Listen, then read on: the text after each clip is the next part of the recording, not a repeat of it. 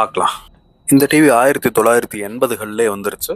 இந்த மாதிரி ஒரு டெக்னாலஜி, ரொம்ப ஒரு புதுமையான டெக்னாலஜி இப்போவும் பார்த்தா ரொம்ப பிரமிக்க வைக்குது. ஏன்னா இந்த எல்சிடி ஸ்க்ரீன் மேலே இருக்கு, அதில் இன்வெர்டட் இமேஜாக படம் ஓடுது.